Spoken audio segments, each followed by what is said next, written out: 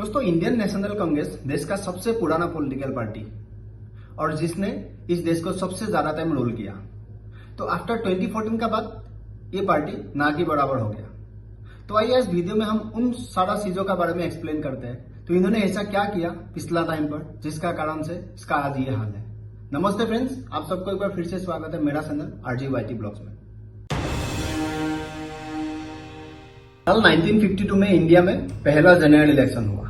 Indian national Congress के द्वारा पंडित जवाहरलाल नेहरू देश का पहला प्राइम मिनिस्टर बना। लेकिन यहां पर एक चीज मैं जरूर बोलना चाहता हूं कि आज 2023 और 1952 ये समय जो है हम कंपेयर नहीं कर सकता है, क्योंकि आफ्टर ब्रिटिश जाने के बाद उस टाइम पर जो इंडिया का कल्चर, जियोपॉलिटिकल एनवायरमेंट, जो इकोनॉमिक एनवायरमेंट, ये थोड़ा डिफरेंट था। आज का दिन का साथ हम कंपेयर नहीं कर सकते। लेकिन as a prime minister Pandit Nehru उसी टाइम पर कुछ ऐसा डिसीजन लिया जिसका परिणाम अपना देश को आज तक भुगतना पड़ रहा है और आगे भी इसको भुगतते रहना पड़ेगा। जिसमें से सबसे पहला पॉइंट है कश्मीर इशू। एक्चुअली कश्मीर उस टाइम में एक स्टेट था जहां पर एक राजा का शासन चलता था जिसका नाम है हरि सिंह। आफ्टर इंडिया और पाकिस्तान डिवाइड होने का बाद तो हरि सिंह इंडिया में शामिल होने के लिए तैयार था, जो पाकिस्तान को बिल्कुल मंजूर नहीं था। जिसका बदले में जिन्ना ने बड़ा गेम खेल लिया। लॉर्ड माउंटबेटन का थ्रू जवाहरलाल नेहरू को यह कहा गया कि आप ये जो इशू है इसको आप यूएन तक लेके जाओ, यूनाइटेड नेशन। ये वर्ड याद रखिएगा, आगे बहुत यूज होने वाला है। तो बदले में क्या हुआ, इंडिया पाकिस्तान की जो हाल था कश्मीर का भी वही हुआ, दो पार्ट में डिवाइड हो गया। आज भी कश्मीर का एक पार्ट पाकिस्तान के पास में है जिसको हम POK बोलते हैं, पाकिस्तान ऑक्युपाइड कश्मीर। तो क्या देश का पहला प्राइम मिनिस्टर पंडित नेहरू इतना भी सक्षम नहीं था कि कश्मीर का बारे में वो एक खुद डिसीजन लेके इसको रिजॉल्व करता। एक इंटरनल इशू को यूएन तक लेके गया। कौन सा अपना वो निजी स्वार्थ था, कश्मीर को बांटना पड़ा, जहां राजा खुद शामिल होने के लिए रेडी था, जिसका परिणाम आज भी हिंदुस्तान को भुगतना पड़ रहा है। ना जाने कितने जवान शहीद हो गया आज तक, कितने मासूम लोगों की जान गया, और आगे कब तक ये चलता रहेगा। साल 1955 में यूनाइटेड स्टेट्स ऑफ अमेरिका ने भारत को एक यूनाइटेड नेशन में परमानेंट मेंबरशिप लेने के लिए ऑफर किया, लेकिन पंडित नेहरू ने वो एक्सेप्ट नहीं किया। और ये ऑफर इंडिया को इसीलिए मिला था कि सेकेंड वर्ल्ड वॉर में इंडिया ने काफी सारा मिलिट्री प्रोवाइड किया था। जो शहीद हुआ उन लोगों का नाम पर ही सही ये मेंबरशिप नेहरू को लेना चाहिए था, क्योंकि उस टाइम पर सारे देश था। वो सारे देश है Russia, USA, France and great Britain. और एज ए 5th मेंबर, जो आज का दिन में 5th वीटो पावर वाली जो देश है चाइना के पास, ये पंडित नेहरू ने एज ए गिफ्ट दिया था, जो अपॉर्चुनिटी इंडिया के पास आया था।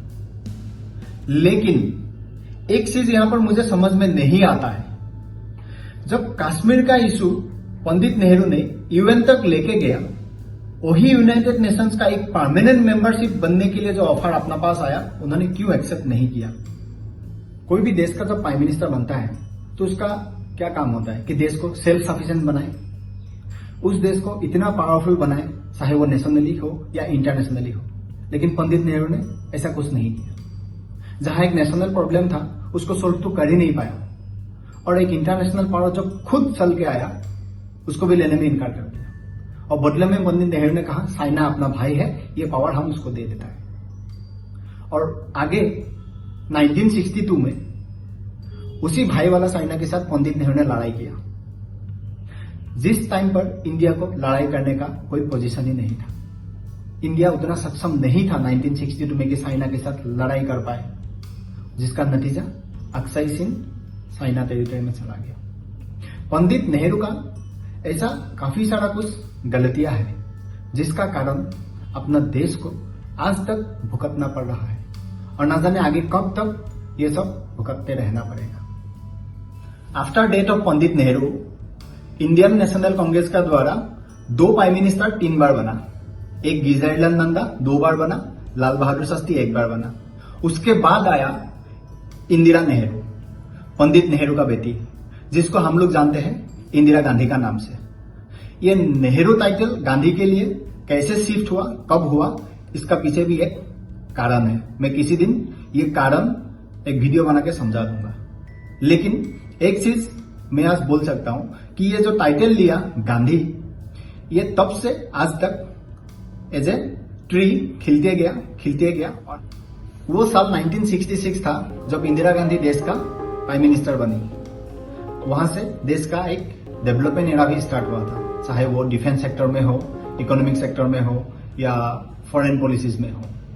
और यही डेवलपमेंट आगे जाके इंदिरा गांधी का एक घमंड के लिए ट्रांसफर हो गया। वही डेवलपमेंट करप्शन में बदल गया और इंदिरा गांधी अपने आप को देश का कॉन्स्टिट्यूशन से भी ऊपर समझने लगी, जिसका परिणाम 1975 25 जून जो इमरजेंसी घोषित किया था। वही करप्शन का अगेंस्ट में जब ऑपोजिशन का लीडर बोलने लगा तो उन्होंने सारा लीडर्स को जेल में डाल दिया। देश की मीडिया को उन्होंने दबा दिया, जिसको कहा जाता है the darkest period of India.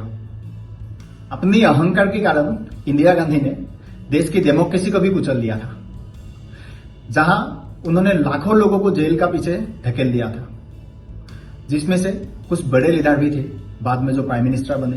पूर्व प्राइम मिनिस्टर अटल बिहारी वाजपेयी जी, मोरारजी देसाई जी, चंद्रशेखर जी, बिजू पटनायक जी। उसी का कारण 1977 में जो देश में इलेक्शन हुआ उसमें इंडियन नेशनल कांग्रेस को हार का सामना करना पड़ा। बाद में जनता पार्टी का सरकार बना। लेकिन 1980 में फिर से जब इलेक्शन हुआ, इंदिरा गांधी फिर से देश का प्राइम मिनिस्टर बन के आई।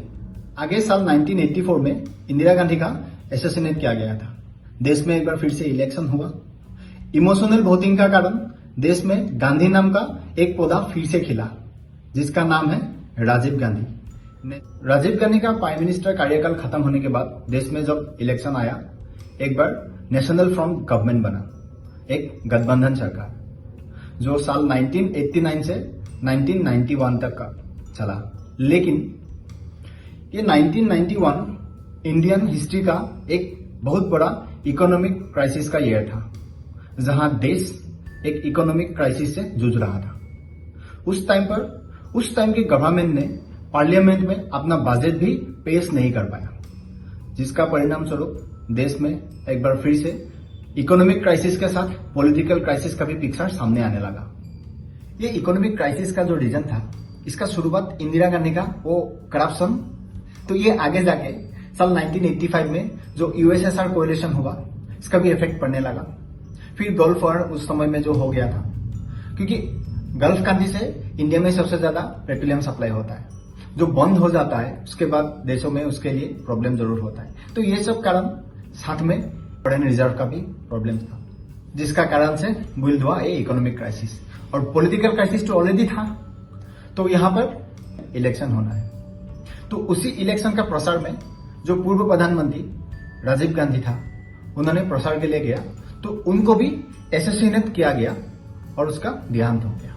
तो उसके बाद इलेक्शन हुआ, रिजल्ट आया, इंडियन नेशनल कांग्रेस एक बार फिर बहुमत लाया और प्राइम मिनिस्टर बना पीवी नरसिम्हा राव। उस टाइम पर उस देश के लिए वो प्राइम मिनिस्टर क्या कर सकता है जो ऑलरेडी एक क्राइसिस में चल रहा है। लेकिन नरसिम्हा राव ने एक स्मार्ट गेम खेला। उन्होंने पूर्व रिजर्व बैंक की गवर्नर मनमोहन सिंह को अपॉइंट किया एज ए फाइनेंस मिनिस्टर। तो मनमोहन सिंह ने जो रेस्पॉन्सिबिलिटी लिया उसको बखूबी निभाया और देश को एक संकट से बचाया भी। और उन्होंने कुछ ऐसा पॉलिसीज भी बनाया कि देश को आज तक वो इकोनॉमिक पॉलिसी ने हेल्प किया, क्योंकि मनमोहन सिंह खुद एक इकोनॉमिस्ट था, डॉक्टरेट था ऑक्सफोर्ड यूनिवर्सिटी से। उसको भली भांति आता है कि इकोनॉमिक कैसे संभाला जाता है। उसके बाद नरसिम्हा राव जी का कार्यकाल खत्म होने के बाद फिर इलेक्शन हुआ, नया गवर्नमेंट बना। तो साल 1996 से 2004 इस टाइम पर देश ने एक नया प्रधानमंत्री चुना, जिसका नाम है अटल बिहारी वाजपेयी। तो मुझे इनका बारे में कुछ एक्सप्लेनेशन करने का जरूरत नहीं है। हर देशवासी को मालूम है इसका आइडियोलॉजी क्या था, इसका काम करने का स्टाइल क्या था। अटल बिहारी वाजपेयी जी देशवासियों के लिए कैसा लीडर था। साल 2004 जब इलेक्शन हुआ, बीजेपी को हारना पड़ा। अटल बिहारी वाजपेयी जी का जो डेवलपमेंट स्टार्ट हुआ था वहीं पे रुक गया।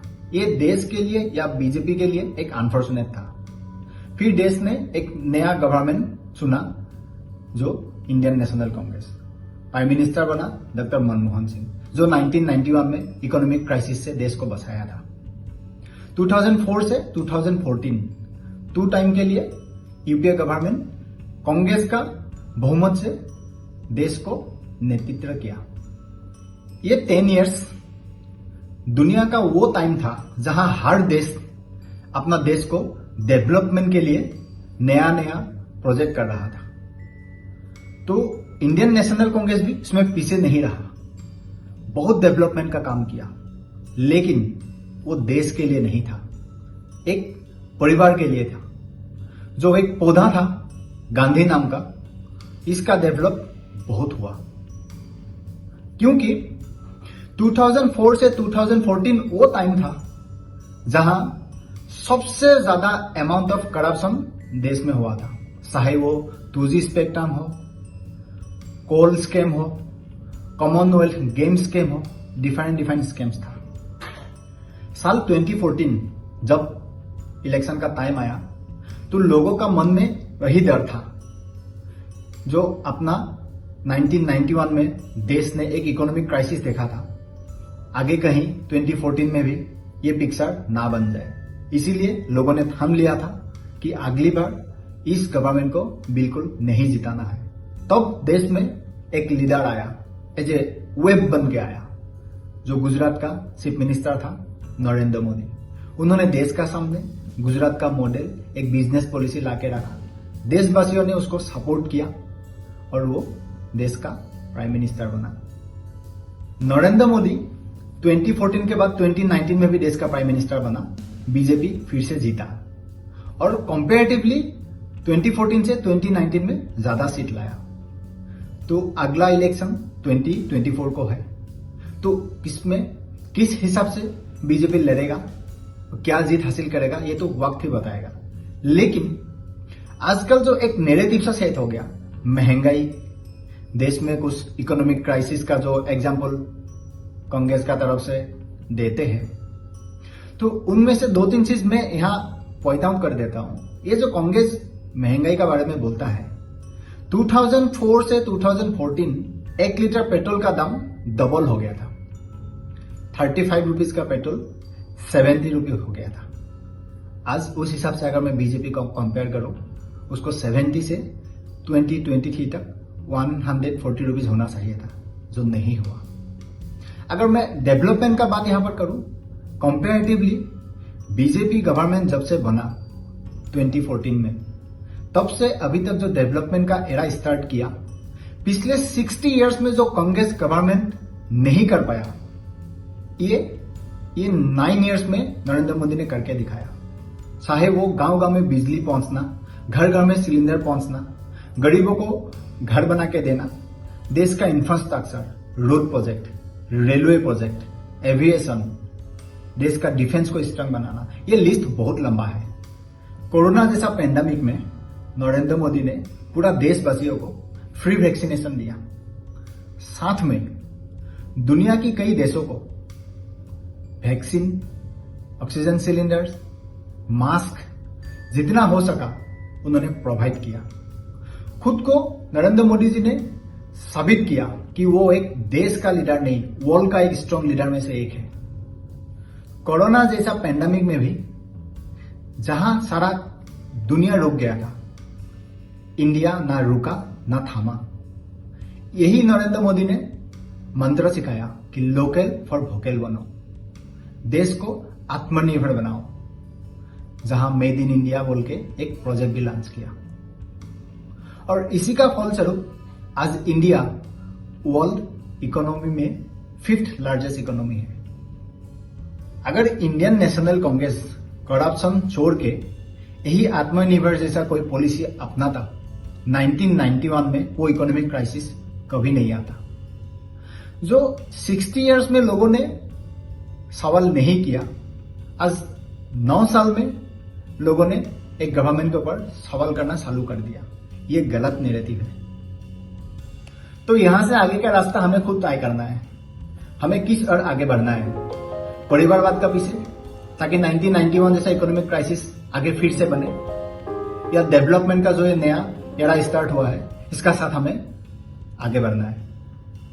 हमें वो लीडर बिल्कुल ही नहीं चाहिए जो सिर्फ बोलते जाए और खाते जाए। हमें वो लीडर चाहिए जो बोलने का साथ करके भी दिखाए। मैं ना कांग्रेस का अगेंस्ट हूं, ना मैं बीजेपी का बहुत बड़ा फैन हूं, लेकिन नरेंद्र मोदी जैसा सोच रखने वाला, देश को आगे बढ़ाने वाला जो लीडर है उसका साथ हूं। इसीलिए मेरा वोट बीजेपी के लिए पक्का है। जिस दिन वही सोच, वही डेवलपमेंट का काम करने वाला लीडर देश में आएगा, मेरा वोट उसका पास जरूर जाएगा। मिलते हैं अगले वीडियो में। तब तक आप लोग का ख्याल रखिएगा और खुश रहिएगा।